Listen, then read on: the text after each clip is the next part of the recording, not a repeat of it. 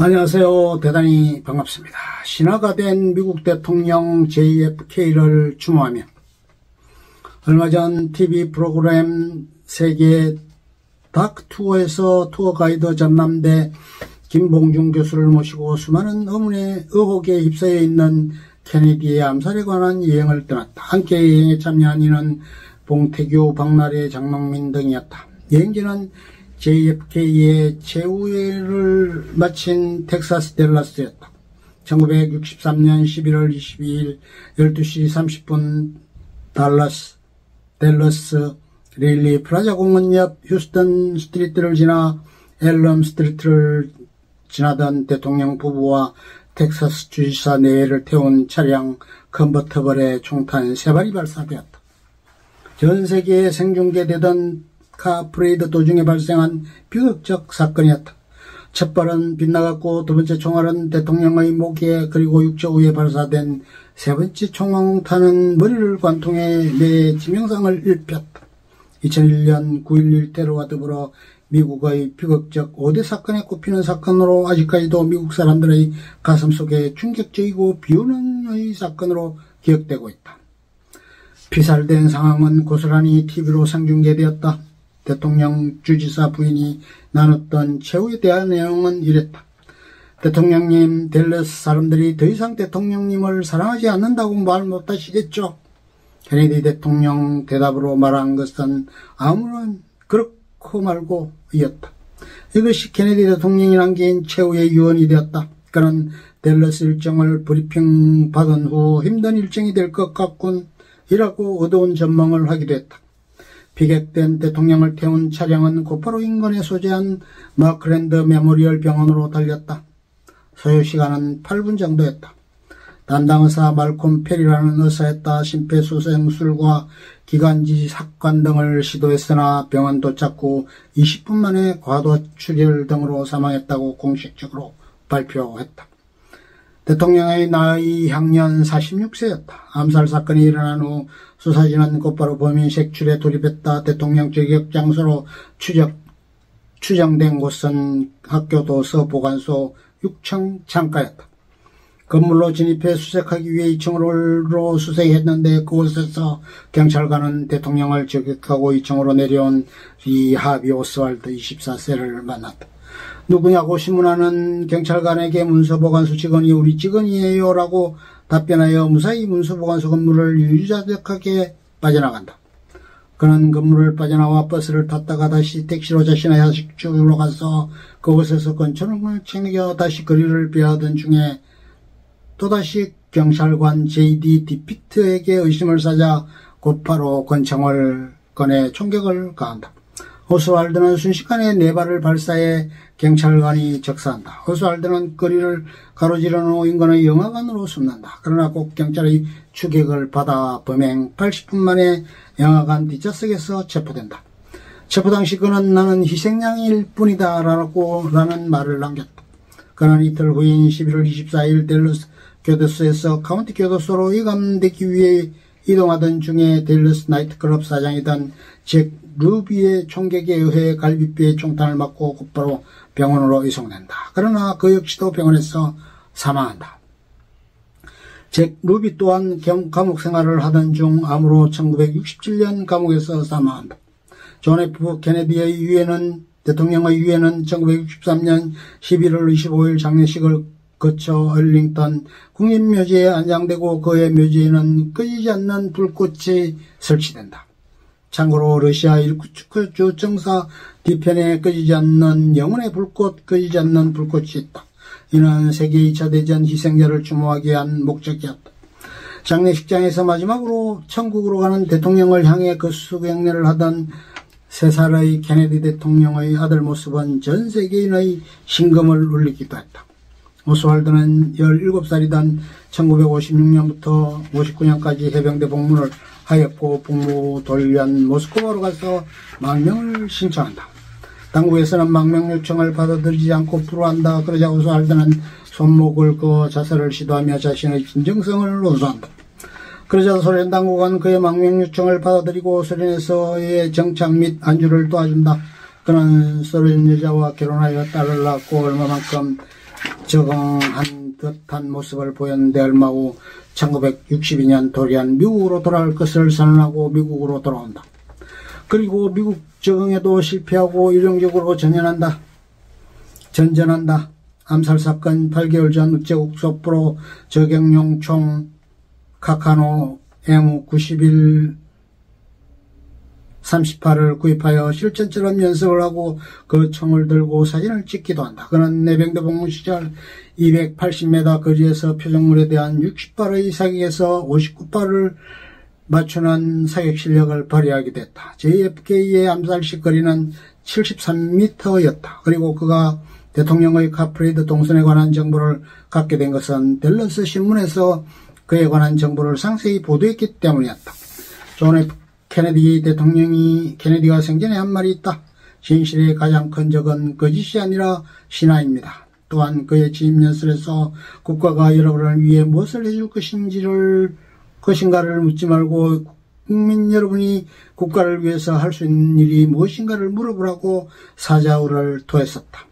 암살 사건 이후 미국 당국에서는 사건의 의혹과 숱한 배후를 밝히기 위해 윌은 대법관을 주축으로 위원회를 꾸려 암살 사건의 진상규명을 위해 진력했다. 윌리안 위원회는 최종적으로 리 하비 오스왈드의 단독 범행으로 결론지었고 관련 의혹에 대해 모두 억측이라는 결론을 내렸다. 이후 2017년 21년 JFK 관련 정보가 공개되기도 했지만 배후 의혹이 드러난 것은 없었다. 마피아 연결설, CIA, FBI 관련설 등 온갖 의혹과 억측이 난무했지만 아무것도 제대로 밝혀진 것이 없었다. 케네디 대통령은 피살되기 전날 만찬연설에서 이렇게 말했다. 우리는 이 다음 역사의 심판대 앞에 설 때 다음 4가지 질문을 받게 될 것이다. 첫째, 당신은 용감한 사람이었는가? 둘째, 당신은 참으로 훌륭한 판단력이 있었는가? 셋째, 당신은 참으로 성실한 사람이었는가? 넷째, 당신은 참으로 헌신하는 사람이었는가? 우리는 이 4가지 질문에 긍정적인 답변을 할 수 있도록 지금 이 순간에 최선을 다하며 살아가야 한다. 존 F. 케네디 대통령의 암살 사건을 다룬 영화가 JFK가 했다. 짐 게리슨이라는 검사의 활약을 그린 것으로 그는 암살범의 배우 인물로 남부지역의 실업가 클레이 쇼를 기소한다. 그는 미국 쿠바 침공을 위해 군수물자를 쿠바 침공 추진단체에 제공하기도 했다. 그의 주장은 적어도 사격은 3곳에서 이루어졌고 동시자발적으로 사격이 이루어졌다고 주장한다. 또한 여러 배우설에 관한 부분도 파헤치기 위해 고군분투했고 정부의 정보기관 고위직인 X라는 인물에 의해 제보를 받기도 하지만 제대로 기소를 했지만 배심원 판결에서 유죄를 받아내지 못하고 만다. 69년에 기소했지만 무죄로 결론이 나버린 것이다. 아쉬움이 남는 대목이다. JFK는 누구인가? 내년이면 그가 죽은 지 60주년이 된다. 1917년 5월 아일랜드계 미국인 조제프 케네디의 둘째 아들로 태어났다. 조제프는 성공한 아메리칸 드림의 상징과 같은 인물이었다. 루즈벨트 대통령을 지원했던 그는 1930년대 후반 주영 대사로 활약을 펼치기도 했다. 매사추세츠 브루클린에서 출생했다. 처음 간 대학은 프린스턴이었으나 아버지의 권고로 하버드대에 입학해 수학했다. 학창시절 램 빌링스라는 친구와 유럽 그랜드 투어를 다녀오기도 한다. 가난했던 빌링스의 여비는 조제프의 목이었다. 친구를 배려해 존은 싸구려 숙소에 지내기를 자처했다고도 한다.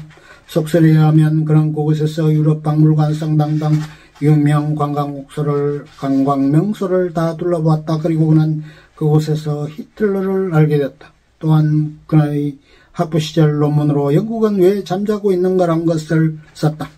40년 그것은 책자로 발행되기도 했다. 물론 그의 논문에 도움을 준 것은 부친이 주영대사라는 것이 큰 도움을 줬다. 어떤 이는 그가 향후 일어날 제2차 세계대전을 예언하기도 했다고 한다.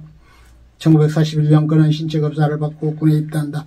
신체검사에서는 불합격 판정을 받지만 아버지 조제프의 도움을 받아 해병으로 입영한다. 그리고 그는 제전선에 배치되어 복무한다. 대통령 후보 시절 라이벌이었던 닉슨과 대비되는 부분이기도 했다. 그는 배가 침몰하는 상황에서 부하들과 6km를 헤엄쳐 탈출했고 다시 4km를 더 수행해서 사지에서 벗어났다. 그리고 훈장을 받기도 해 전쟁 영웅으로 급부상한다. 1945년 저녁에 신문기자로 첫 발을 내디뎠으나 2년 후 하원 의원을 시작으로 정계에 데뷔한다. 두 차례의 하원 의원 그리고 두 차례의 상원 의원에 당선되었고 이후 부통령 후보로 나서서나 아쉽게도 낙선한다. 그 후 다시 민주당 대통령 후보로 경선에 나서 후보로 당선되고 최종적으로 35대 대통령으로 임명된다. TV토론에서 닉슨을 앞뒤었다고 해서 화제를 낳기도 했다. 1953년 용기 있는 사람들이라는 책을 저술해서 언론사에서 수여되는 권위 있는 상인 퓰리처상을 받기도 했고 그의 9월 기자 출신 제클린 리 보비에와 결혼하기도 한다. 그는 언제나 밝고 활기찼으며 목표를 달성하기 위해 진취적인 성공 모델의 표본으로 급부상한다. 수많은 연문서를 뿌리기도 했지만 그는 그칠 게 없었다. 목표를 향해 질주하는 정상을 향해 도약하는 길이나 그 자체였다. 당시 남성들이 즐겨 썼던 정결모를 배제했고 깔끔한 인상에 귀티나는 얼굴은 모든 이의 존경과 사랑을 받기에 충분했다. 건강상의 문제가 그의 출세가도의 발목을 잡기도 했지만 항상 모든 역경을 이겨내고 고난을 극복하고 정상의 리더십을 발휘하기도 했다. 뉴 프론트 정신을 고취하기 위해 노력했고 세계 최강의 미국을 건설하기 위해 애썼다. 쿠바 위기를 성공적으로 해결했고 60년대가 가기 전 달에 착륙하겠다는 원대한 비전을 제시하기도 했다. 우세 사람들에 의해 1969년 미국에서는 달에 인간의 족적을 남기기도 한다. 대통령에 당선된 후 자신의 동생이었던 로버트 케네디를 법무장관에 기용하기도 했다. 대통령 재임 시절 만났던 어린 소년 빌 클린턴은 후에 대통령이 되었고 한국의 반기문은 이후 유엔 사무총장을 역임하기도 했으며 또한 프레스트 검프도 베트남 전쟁의 영웅으로 케네디 대통령과 만나기도 했다. 정상에 오르기 위해서는 최고의 순간에 노출될 필요가 있다는 얘기가 속설로 전해진다. 어린 시절 정상의 젊은 지도자를 만난 이들은 자신의 꿈을 이루기 위해 더욱 노력하고 발전적으로 성장했고 목표와 희망을 품고 꿈을 실현시키기 위해 진력한다는 것이다. 케네디가의 교육법에 관한 내용으로 유명한 것은 1등을 해야 한다는 철칙이 있었다. 2등은 아무 소용이 없다는 뜻이다. 최고만이 살아남는다는 것이다. JFK는 최초의 아일랜드계 출신 미국 최초의 대통령이었다. 그리고 가톨릭 신자로서도 유일했다. 청교도의 나라 미국에서 가톨릭 신자인 대통령이 나왔다는 것도 이례적인 부분이다. 미국 워싱턴 포스트 기자는 만약 셰익스피어가 살았다라면 반드시 케네디가의 불행을 주제로 책을 썼을 것이라고 말했다. 케네디가의 일어나는 잇따른 불행을 보면서 운명의 조화 같은 것을 느끼지 않을 수 없다. 오랜 세월이 지났음에도 그가 남긴 업적과 역사적 가치는 아직도 많은 이들의 가슴 속에 면면히 이어져 내려오고 있다. 자유와 평등 등 인류가 추구해야 할 가치와 진선미의 추구를 위해 모든 것을 다 바쳤던 최고의 정치인 중 한 분이었다. 신화가 되어버린 대통령 JFK를 추모하며 우리는 다시 한번 그의 안타까운 죽음을 애도하고 그를 추억하며 리더로서 훌륭했던 정신과 뜻을 기릴 필요가 있으리라.